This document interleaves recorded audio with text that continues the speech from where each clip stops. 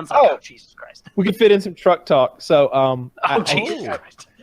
yeah. So I think I mentioned it before, but whenever you meet Wings in person, he'll usually like say two or three bad things about you or your vehicle. Like, he'll find some flaws with you or whatever, and he'll insult you a few times. This is a regular thing for You should him. hit I don't it think he right does. back. I Good-natured feel like I'd be tempted to do that. No, I just absorb it because that's the polite thing to do. Because I think he's subconsciously insulting me to make himself feel better sometimes because maybe he's just not feeling great. So he said, Maybe it would See, help him if you did it back. Like No, it if he wouldn't. was No, like, there's "What do no you use look to start older?" and you were to say, "Oh, well, did the XXY," and would he be like, "Huh? So that's what that's like."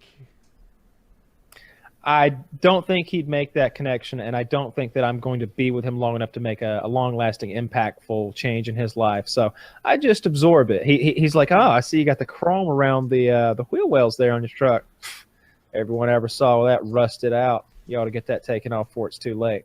And then what was the other thing? There were two things he found wrong with my truck. I can't remember what the other one was, but yeah, he's done that every time. I remember the first time he and I are sitting in my truck What year and I'm is driving that or truck? whatever. It's old-ish, right? What year is Which the truck one? we're talking about? Whichever one he spotted the chrome on. Oh, 2008. Huh. That's 8 years old. He's telling you it's gonna rust. It seems like, like so far so good. It's like Rusted by now. you've dodged a bullet, And this is the one that actually has been in the water, so I feel like it would have rusted by now, right? In any case, but I just remember when he was at my house, like I'm driving, he goes, "Thought your arms were bigger than that. On the internet, you look like you got some big, strong arms, but you ain't got much going on there." And I just want to be like, "Motherfucker, are you insane? Are you really?"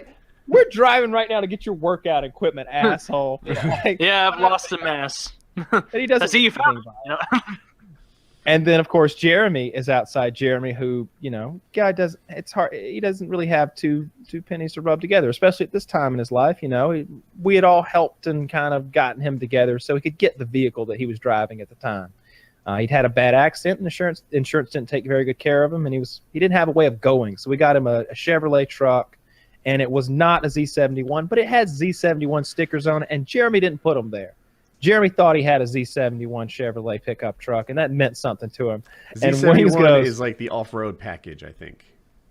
yeah, Wings goes, "That's not a Z71. And Jeremy's like, "Oh, right. Yeah, it is a Z71 right there on the side of it, a Z71. And he's like, "Mm-mm. See right here, you don't have this little guard up under this brush guard down here. Yeah, you got nothing there. See the suspension, your coil springs? Mm-mm. That's not the right thing. See tires, right? These tires, no. And by the way, the tires, Cooper's?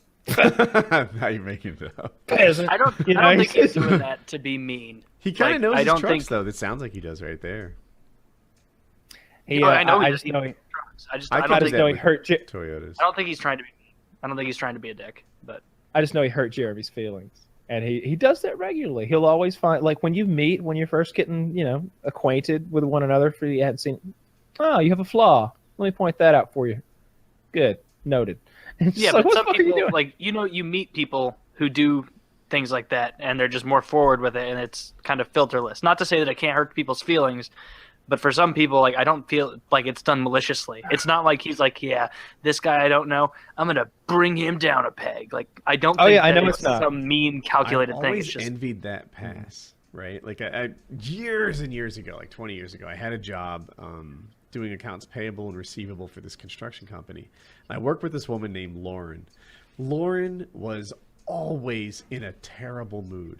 There were days where I'd be like, "Hey, good morning, Lauren," right? As I saw her for like the first time in the office, and she'd just go like that, like she'd grunt in a like not even a person. like an aggressive, like she'd just growl or something, and she was just always like, I was like low man on the totem pole pretty much, and I felt like without saying it, she always made sure that I knew that I was outranked, like just anytime. If you asked her a question or something, because I think she did one of my jobs before I did it, so she was experienced at it. I might ask her for advice or a question, and like it was never like, oh yeah, sure, this is how I do it. It was, like fucking like, you don't know this? No. Did you ever not know? Like, were you born knowing? How'd you do that? And I thought to myself, like, next job, instead of being like friendly and easy to work with, I need from day one to be Lauren. I just need to be an ass from the get-go and just tell people that I'm... That's what you learned from that experience?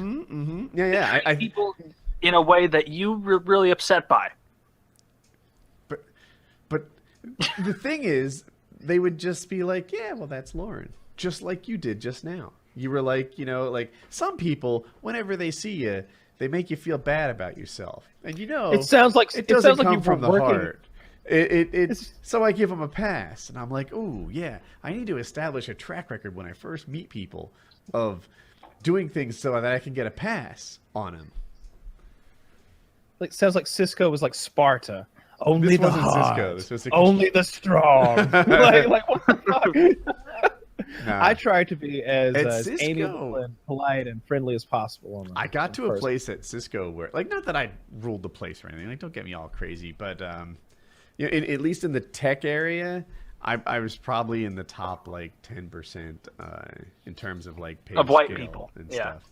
No, like there were 1% white people. The pay grades went from like 4 to 12, and I was an 11.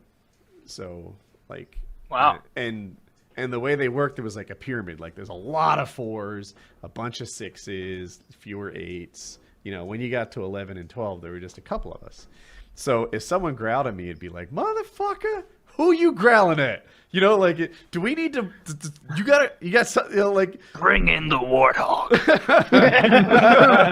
Yeah, of course I wouldn't be cursing and stuff like that. But, I need not take any shit in the Cisco IT department. They're it was just a piece of paper stuck in the printer, and you didn't even check. Did I just do your job for you? Did I just do your job for you? No, it's not like that. No. It's just, like, I don't know. People would, I don't, if people had like a different direction, it was one thing that would happen is like, I propose a solution and then they'd like not like it or something or have their own, but their motives were always like bolstering their own resume or something. It wasn't like they had good tech counterpoints. They just wanted to fuck about with something, who knows what. And it didn't need to take any crap. So, and again, I wasn't like on the top of the heap or anything. I was just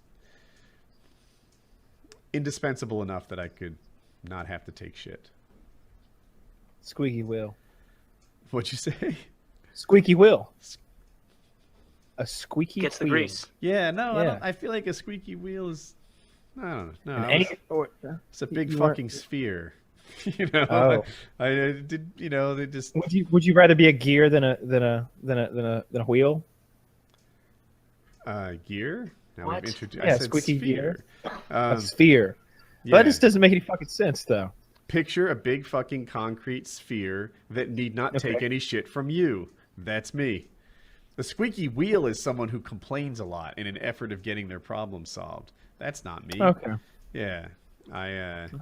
So I made my own metaphor. fair enough. And I might be overstating it. I feel like I'm bragging or something, but I did fine.